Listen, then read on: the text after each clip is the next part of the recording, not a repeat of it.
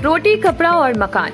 रोटी और कपड़े का इंतजाम तो हम सब कर लेते हैं, लेकिन मकान वो भरोसे का काम है। और इसी भरोसे का नाम है आपका अपना प्रॉपर्टी मैनेजर ट्राइका। जी हाँ, अगर आप उत्तर प्रदेश में घर खरीदना चाहते हैं, प्लॉट लेना चाहते हैं, कमर्शियल प्रोजेक्ट लाना चाहते हैं या बड़ी लैंड डील्स में इन्वेस्ट करना चाहते हैं, तो बस एक कॉल कीजिए। Call Trika 8101108108। Trika tri energy prop solution private limited पिछले 10 सालों से यूपी में भरोसे के साथ काम कर रही है। एक प्रोफेशनल प्रॉपर्टी मैनेजमेंट कंपनी जिसकी कमान संभाल रहे हैं 24 साल का रियल एस्टेट एक्सपीरियंस रखने वाले प्रशांत मिश्रा।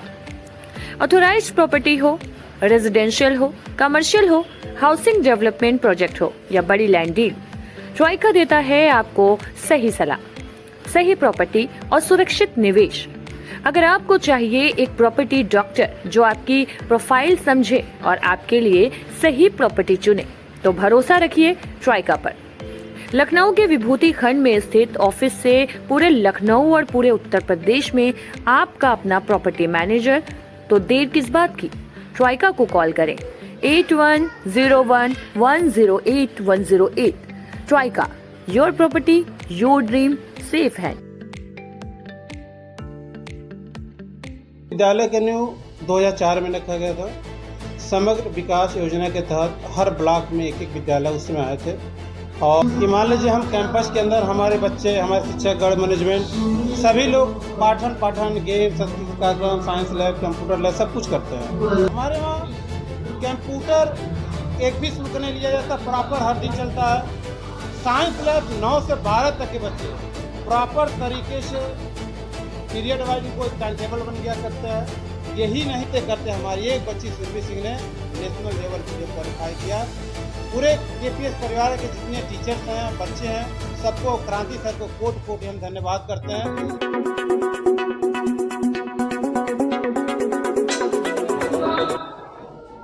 ये जो आपके विद्यालय का कौशल प्रसाद स्मारक विद्यालय का आपका 13वां जो वार्षिक उत्सव हो रहा है, उसके बारे में क्या कहना चाहते हैं? सबसे पहले आप सभी लोगों को, मीडिया बंधुओं का बहुत बहुत इस 13वां वार्षिक उत्सव में स्वागत और बहुत बहुत धन्यवाद। हमारा केपीएस परिवार को आप कवर करने के लिए आप आए, हमारे बच्चों को जो भी वार्षिक उत्सव का कार्यक्रम में देखे, अपने लाइव के माध्यम से पूरे क्षेत्र में दिखाने का प्रयास किया। सभी लोगों को बहुत बहुत धन्यवाद।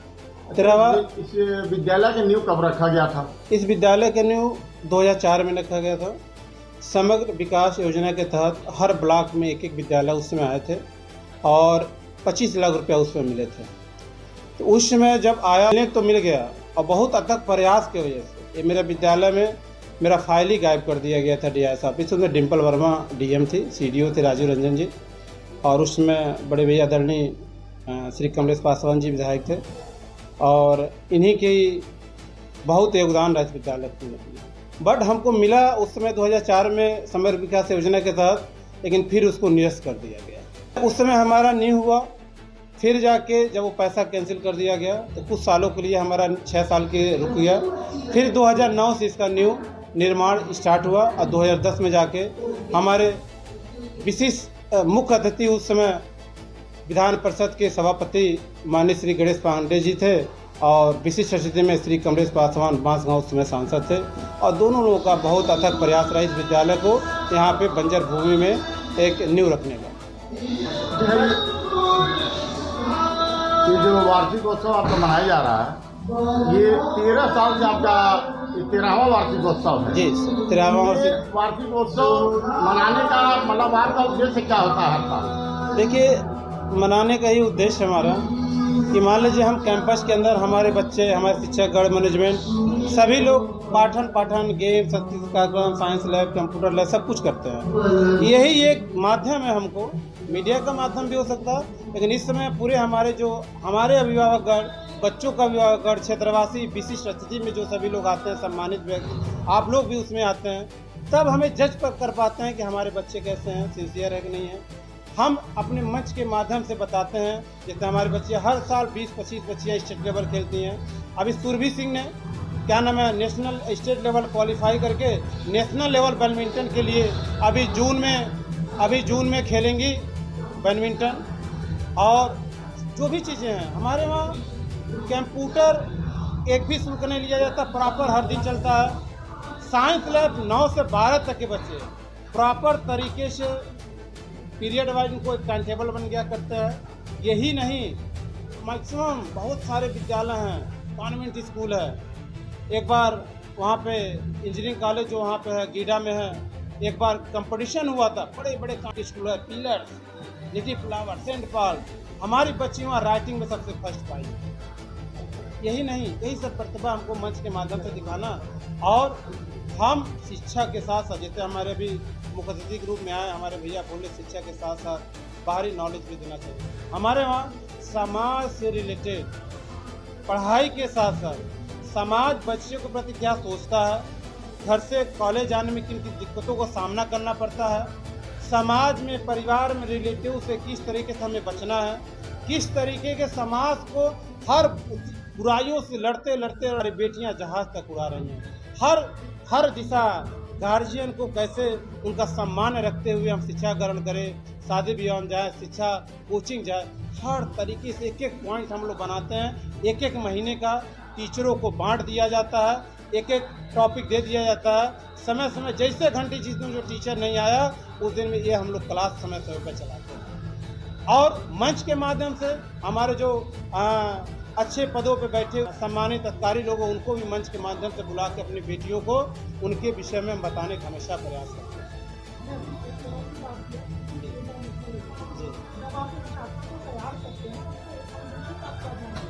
देखिए, हमारे छात्रा को पर्याप्त हम क्या तैयार करते हैं, इसमें सबसे बड़ी भूमिका, ठीक है हम मैनेजमेंट के हैं, डायरेक्टर हैं, ये सबसे बड़ा अथक विगत 3-4 वर्षों से 4-5 वर्षों से हमारे जो प्रिय क्रांति सर क्रीड़ा जो टीचर्स हैं, वो टीचर्स नहीं हैं, हमको छोटे भाई की तरह यहाँ ट्रीट करते हैं, हम उनको बड़े भाई की तरह ट्रीट करते हैं, एकदम घर के तरह। सुबह से लेकर शाम तक फ़ोन करें, बच्चों को लगे रहते हैं, जैसा उनका मार्गदर्शन होता है। हमारी जैसे सोच आती है कि आज यही कारण है, जब हम फर्स्ट टाइम खेलने गए थे तो हमारे बच्चों को क्या नाम है किसी प्रकार का नॉलेज है। अच्छा 7-8 वर्षों में हमारे बच्चे यही है कि ग्रामीण क्षेत्र से, अभी हम फिर क्रांति सर ने हमारे पास प्रस्ताव रखा कि बाहरी बच्चों को सिखाया जाए।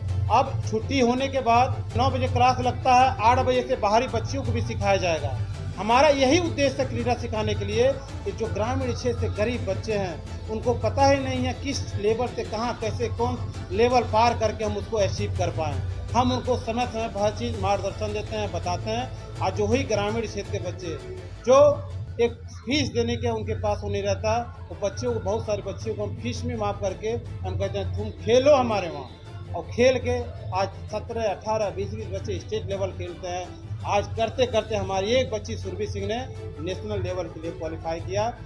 पूरे केपीएस परिवार के जितने टीचर्स हैं, बच्चे हैं, सबको क्रांति सर को कोट हम धन्यवाद करते हैं कि हमारे साथ कदम से कदम चला के हमारे स्वर्गीय श्री चाचा जी खुशहाल प्रसाद के नामों को पूरे इस गोरखपुर सभी दिशाओं में क्या नाम है नाम रोशन कर रहे हैं। गरीब बच्चे के लिए क्या व्यवस्था है? गरीब बच्चों के लिए सर आपको हम बता दें, हमारा केबिन अलग है, लेकिन कभी हम केबिन में नहीं बैठते हैं, यहीं पे बैठते हैं। यहीं पे हमारे अकाउंट है, जब भी एडमिशन होता है यहाँ बैठते बैठते अगर नज़रों से हमारे दिख जाता है गरीब परिवार की लेडीज आई है, गार्जियन आया हुआ, अगर यहाँ पे मैंने देखा है जो अच्छे परिवार के लोग हैं वो ज़्यादा डिमांड करते हैं पैसा कम कराने का, लेकिन गरीब परिवार का जो गार्जियन आता है, जो मजदूरी 400-500 करता है, वो डरता है, लज्जा करता है हम कैसे बोलें। लेकिन हम चीज़ों को भाव करके, और नरेंद्र सर हमारे बैठे रहते हैं, वो समझ जाते हैं, हमारी तरफ इशारा करते हैं, हमको इशारा करते हैं। अगर एडमिशन शुल्क 1000-1200-1500 रुपया, हम कहते नहीं, वो गरीब परिवार का बच्चा फीस ही देते हमारे लिए बहुत है, कम से कम वो पढ़ाने का प्रयास कर रहे हैं। यही नहीं, देखें किताबें बड़े बड़े स्कूल के लोग बेच रहे हैं यहाँ पे, हमारे वहाँ ठीक है किताबें हम कहीं ना कहीं से प्रोवाइड कराते हैं, 20-3% बुक माध्यम से टीचरों को, कॉलेज वालों को मिलता है। हम कहते नहीं, उस बच्चे से जो भी रेट आया उसी रेट पे किताब दे दिया जाए, हर तरीके। इवन आपको नहीं मानेंगे, 15 दिन से बच्चों से किसी पूछिएगा, एक एक बच्चों को बुला के, 20 दिन से जो ठंडी की छुट्टी में चल रहा था, जब खुला एक एक बच्चों से मैंने बोला कि बेटा देखो 3 तरीके के छात्रवृत्ति मिलता है। एक नॉर्मल, किसी को पता नहीं है कि जो विधवा औरत है उनको बच्चों को गवर्नमेंट पैसा देती है, चाहे 2 में पढ़े, चाहे 4 में पढ़े, 5 में पढ़े, उस फॉर्म को भरने तक एक परिवार में 2 बच्चियाँ विडो लेडीज है, उसे परिवार को 12-12 हज़ार रुपया सालाना पैसा मिलता है। और औरत, विधवा औरत को और दोनों बच्चों के लिए 24 हज़ार सालाना मिल जाए। आप बताइए, उसका किताब, ड्रेस, सब कुछ कोई नहीं बताता। हमारे वहाँ हर साल 20 बच्चियाँ पाती हैं। ये गरीब बच्चों के लिए हम करते हैं। अल्पसंख्यक में देख ही रहे हैं, जब अल्पसंख्यक लोग हमारे देश में, समाज में आगे बढ़ेंगे तो हमारा देश बहुत तरीके रहा। उनको भी नहीं पता। मुस्लिम हर बच्चों को गवर्नमेंट अलग से प्रोत्साहन करती है, उनको पढ़ा लिखा के अपने देश में भागीदारी करके हम एक समाज अच्छा रखें। उनको भी 12,000 15,000 मिलता है। किसी भी तबके का आते हैं, छात्रवृत्ति के माध्यम से, डिस्काउंट के माध्यम से हम करते हैं। बहुत सारे बच्चे आते हैं, हम बोलते हैं बच्चों को, कोई गरीब बच्चा आपको मिले किसी ग्रामीण क्षेत्र में, आसपास में, बोलिए KPS में पढ़ना चाहती है, सही रूप में वो गरीब हमारे पास ले